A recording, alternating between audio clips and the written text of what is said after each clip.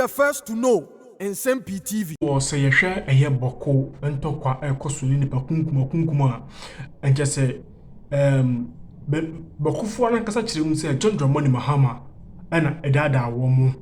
Na Osha under Mahama administration ya kunipa bebrina ewo Bawku na enra Mahama eko PM ewo ayegonja enam se Mahama ayegonja ni ntuno enra eko PM wo ayegonja no Mahama din Nsem-Pii akokotudwa a wo ka kire Bawkufo se wo mo hwe wo mu gonjafo na wo mo de wo mu enkunkum nipa wo Bawkufo no enjan nsɛmhunu na wo mu di na mo hwe gonjafo na wo mu ensua wo mu for se Mahama eko ho eko dada Bawkufo ma wo mo to aba de ma no wieye no okopie mu wo eye ono no kurom gonja no ensem a oka de a kire Bawkufo ono no Bawkufo nso eba abonti be ka say omo epe peace eno ntina wo mo ehwe ya wo mo ama bahomia one vote kwa na omo to aba de ma Mahama fi se Mahama se omo bo se oba be president a obama peace aba Bawku abusuafo na Bawkufo nsem a wo mo kan se Mahama adada wo mo fi se enrada nsem a Mahama sa ka kire Bawkufo no ama wo mo ani abere anje se ye hwe mu kwa this time no Bawkufo no they are coming for president John Dramani Mahama na anya de se wo mo de wo mbeto wo maba ade ama NDC tebiarada mumienti Mahama. Because according to the Kusa youth, no, almost say you couldn't pay 300 in about 7 months. Being see that. Yashi police station. Yashi baby a police fort here. Ya took to abo IGP kemu. Afei di endra. Mampeni Mahama. Eko gonja. Eko kokasaya. In fact, asama mampeni Mahama kan endra no. Mesi afem. Na menyi ni se openi bia so openi bia kasasa. Wakɔ Bawku ne wakɔ takra wo gem na anuafo ati ho no wakɔ wurawura mu ntam ne waka jagum na ene ye kunkum nipa no afedi endro kogina gonja o se gonja hene maba ye kurom ha de asundwe wo ha aha de ye kunkum nipa enti mekura no menya ankankrofo bi a kunkum nipa no omo hwe ye nsuan na omunya so omukunkum omo no na ye krom ha de afedi ye ha de asundwe wo ha pa na yen ntese nkrofo bi a omukunkum nipa. And I was like, really? How can you do this as the commander-in-chief of the Ghana Armed Forces? How can you do this? Say wo wakwa takra wo gem e wo position na wadada Bawkufo na mato abade ama won awie no afei na wako gina ukrom wo ye gonja ni nti na wo ka se gonja fo de mo pasundwei mo nkunkum nipa enti wakoma mu a wo mo atiti baabi a ye kunkum mo ho Bawkufo akusasi fo ne ayifo no ene manprusi fo na de no ensua enfri gonja fo se omo de omo nkunkum mo ho no mo wasundwei afei de owie ya afei de ne conflict na ekoso no enye politics bi na mum afei de eye individuals bi a empasundwe wo Bawku and the sa conflict ya ba ye kunkum nipa. And I was like, really?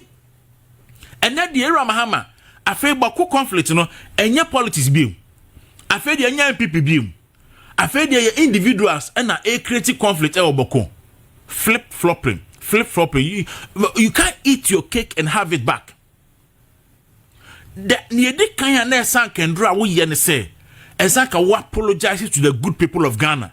Na we apologize to nananom any ahemfo any nipa e wo Bawku ne importemu for creating that conflict we are seeing today.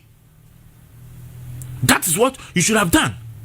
But you don't go there and insult them by saying say ukrom gonja de asundwe wo ho na Bawkufo ene empa asundwe nti wakoma mu a omonhwe musuamo yentu mire ne akirisi asante yehwe John Mahama e wo gonja ndra. See, there can be no progress without peace. And I wish to commend you for the peace that reigns in Gonjaland. It is my wish that other areas will learn from the peace that Gonja enjoys. So I take this occasion to appeal to our brothers and sisters, Kusasis and Mamprusis, to give peace a chance. We cannot accept this current situation where students are shot in school and killed We can't accept the current situation where teachers, public officers have all run away from Bawku because they are afraid for their lives. And we have given the mediation efforts to Otunfo, and he has briefed me constantly on the progress that he's been making.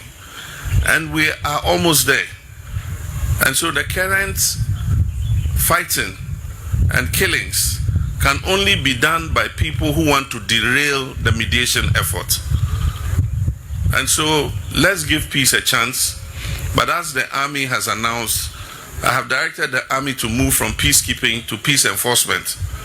That means they're going to be a bit more robust with anybody who is involved in criminality. And so let us give peace a chance, not only in Bawku, but in Nkwanta and all the other places where we currently are suffering conflict. Your Majesty, the values of unity, patriotism, and compassion are more urgent than ever. All right, enti a champion kaso nana wasumu a enti yetie yewra John Mahama. I'm told say Endra eye gonja hene na eba ne mpanifo ebesra no. Na afedi yewra Mahama ka say na ni gie na hohoaho ase gonja fo de omo nkuntokwa nti nipa kunkum bia ni ho nti nkrofo bi eti baabi a wo mu kunkum omo ho no omo hwe gonja fo nsu a wo mo na kan boni be na wum na so ne boni e wo mu ne se enen tokwa asi e wo boko enade na ye kunipa ne de e wo ra Mahama wo ne NDC fo na hyase enti anya NDC executives from the 6 constituencies no aba abonti abeka se wa be dada wo mo enti bossa hodro a wo de share wo mo wa ni so a kra be resign because of life at risk because crofo hu say ye threat na ye traitors a be dada wo mo. Then he turn around and go and say wo crofo de mo de mo nkontokwa enti crofo hemu nsu am. Again, you went there and told them say Nsem-Pii for and a Bawku conflict na say enti na Bawku for kontokwa ena de wo abam enti anya NDC for ena de anya wo John Mahama sene amoko ka kire om se na ye bawumia no ene de enya bawumia bim ene de enya MPP for ene de enya bawumia ene de enya mo NDC for na mo ye individuals a empe Bawku yiye ena so jagum se de be ya entokwa be koso Bawku. Mahama, you owe Ghanaians an apology. And sena Bawku ntokwa no tre na ba se ha se ni ade no se yibia si o Ghana ha se no a you must be held responsible. Na ese international criminal court to crane edoko na ye charge you for treason ese etimi ko charge you because sa Bawku ntokwa ekoso na idie clearly no wontimi nyu hu mfiri mu bidin ko akudewro mawi ene ayarega ka kontum ese de be bolum ba nwom no oni na champion nwom Mahama yarega Bawku Central MP waka kontum se wontimi ko Bawku ntimi ko MP a wontimi ko krom ensem a wokan ye ebra na mo opposition ensem a wokafa Bawku ensem ho sekufu ado ni bawumia na MPP fo na de okeka mo nsem hunu a awon se na wontimi ko krom eni guase enti why okra akọ awe ni ma no omre fia wontimi ma na eye me de mesre se ye nuanu mo osire mu no wo mo mani na ho kakra na ndisi fo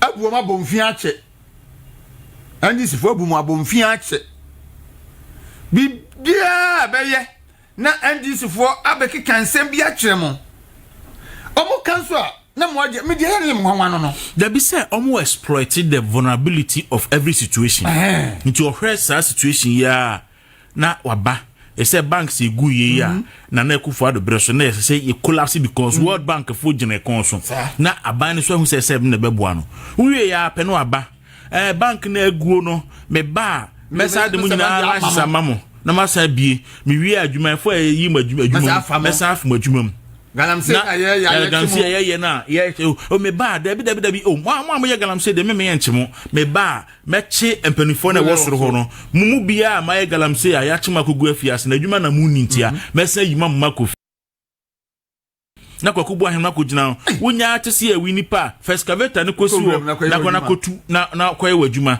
na akokasa na the vulnerability of the galamsey no na wa exploit oba abemu a na fe hwere ne bo ofa banking sector sa na waye wo ho okotichafo nurse fo osian na kufu usu wonim sa abre a wo fi abemu no kaneno dasibre nurse adwuma no bi nwe nurse adwuma ntena fi and the reason is simple and say aban nim se obetimi afa na 4000 adwuma mu na esia na wafa 1000 wo school oteti omu wia na wafa omu adwuma wo Mahama na oban na obetwa allowance mu na ofa nurse fo no bebre engineers ni wie school a 4 years no gusu tifie enti wo kɔ no agya a backlog about 60,000 nurses egu ho ekufo at na befa wo mo enti ofa wo backlog from 2012 ni nyina wie no ono ne breso I think from 2022 say went me and for mo and waji omo oh Mahama no akɔ mahu so ntimi from adwuma mu me ba agenda 111 ni nyina me abeto aso no mawie na mafa mo nyina madwuma mu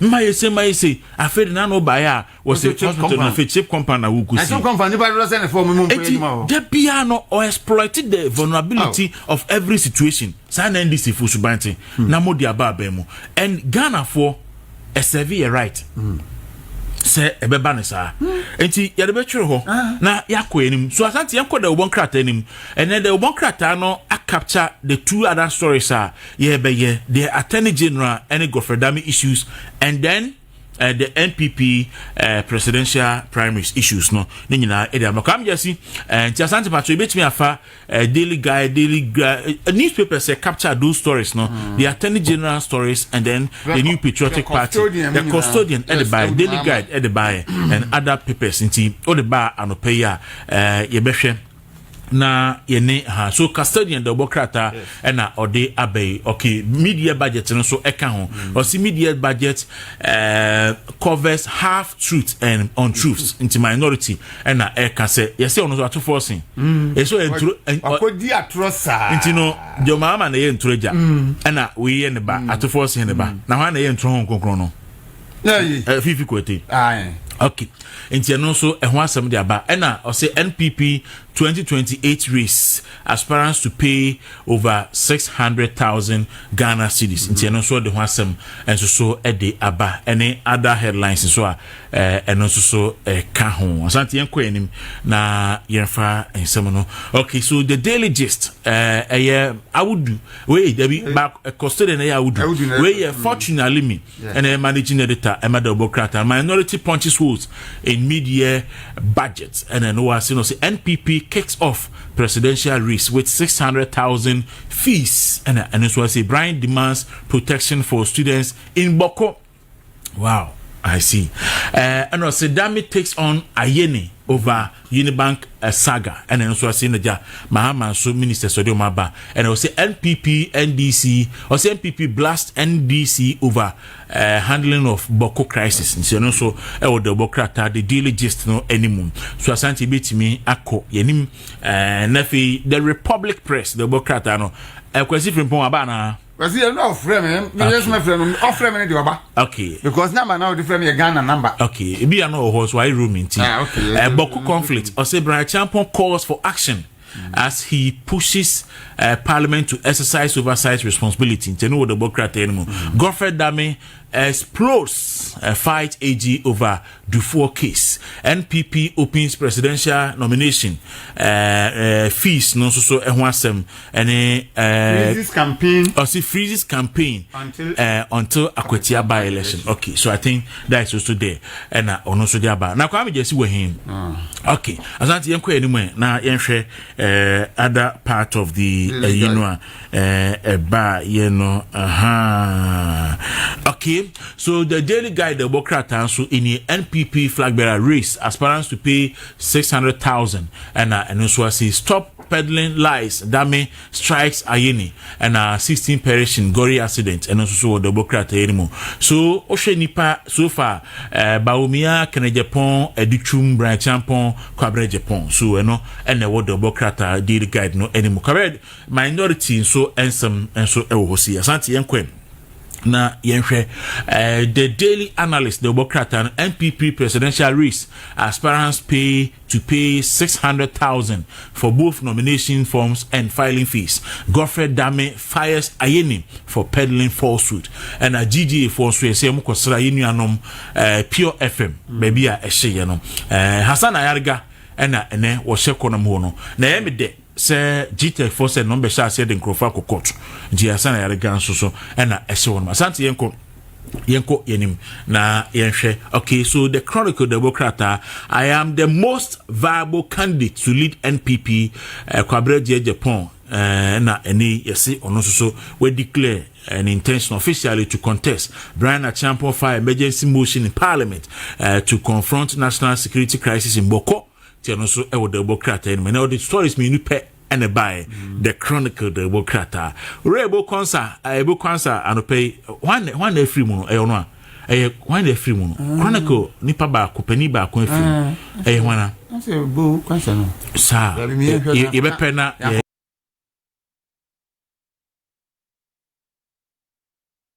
Bepena Yakaba company ba could make a whoso free mo. Ghanaian Times the Democrat and say we must protect civil liberties. President Mahama urges African leaders and I'm near Diana sorry for Savior Church for no so we so say and media budget and so no minority for say full of deceptions and what the Democrat anymore and government say ni omo rehabilitation of irrigation e wo ashamai and so no omodi aba. So the informal Democrat and the trial of Ramadan rice suspect begins in October. Politics fueling Bawku conflict security done into ura Vladimir Chidanso security and international relation expert and paying no can say Bawku tokano ayamanyosem any bibia. Okay, so VIP vice president Susha Siono and GTEC for yes, you the fake doctors not air court. Nti e ho asem no. Asante me that say I think say most of them it may capture do na said your mode e buy. That's what them. And then answer. Attorney General as usual. I want to say don't be pessimistic as usual. A press conference. Now the press conference no we ya pe Emobe 2 and Bryce Simmons. E de crack aba bontin say Attorney General na trantro. Ya tro. Na nature what trying to say sa insensem Unibank ene ya insensem nyina no ensem aka nyina no eyentro obowa ena ode bae ne ye expect sa Attorney General ba be yia no bisine ya ntenenka wanka beba entra na hon to mapa wi ena yera Godfrey ye bo adame enso so etro an epistle e won Facebook na ewa edoso enti ye ndimi nkomu nyina but you selected about 5 points from the epistle na anope ye de be church for na it can paragraph 2 so asante let's start with paragraph 2 na emfa paragraph 2 no ni oka ho no emfa emra abontin so say osha paragraph 2 or say the important question is how can the period of 27 days within which the Attorney General filed witness statement and documents to be relied on in the Atoforcing trial appear to be 6 months in the mind of Dominic Ayeni? Is it a sheer recklessness or a deliberate effort to make his predecessor and, for that matter, the office he now has look bad? The docket on the case is in Ayeni's office, and fact could easily have been verified. I have said before that the tendency of the Attorney General to publish plain untruth, half-truth, and misinformation against the prosecution team and court adjudication cases previously being prosecuted by his office is highly unprofessional. Dr. Ayeni's action constitute an attack on the office, on the very office he now has. Is it and now or person or justify Ananti da so betimi you know person or justify entro no a odi no krono no a person omo no ejo ese o ato force case ni kra no it take Godfrey Dame 6 months ansana otimi a file witness statement and area Godfrey Dame dia ba or the documents ni nyina so eden e dia attach say enye no kre and take 6 months it take 27 days any one month mpo eti attorney general no utwentro and when you need the kind, as a yachini bebre, if you saw by or such a press conference, yachini bebre. Yafa paragraph 3, and for entwaso. Now, Attorney General Godfrey, former Attorney General Godfrey Dame, and so Ekeka and Nsem-Pii, or paragraph 3 or same. The inescapable reality of Dr. Ayene's latest act and ex post facto rationalization, laden with contradiction and misconception, as they are, is that he sought to free his former client from the clutches of criminal prosecution through the exercise of the power of nolle prosequi. That is the first disclosure he should have made to the public at his press conference. Ghanaians deserve this basic courtesy. Godfrey Dame said, Attorney General Dominic Ayeni, na esesanka wokoye press conference no we disclosures that's it conflict of interest inti na esanka wo kan okreche Ghana for say abra Unibank ene kwabradufuo court no ebo am kwadu am court no na me ye lawyer enti wan kan okrodie Godfrey Dame say na ade a wo ye nyina press conference o ye ni nolle prosecutor na wo ye nyina ne say ne former client no oni na ye sweet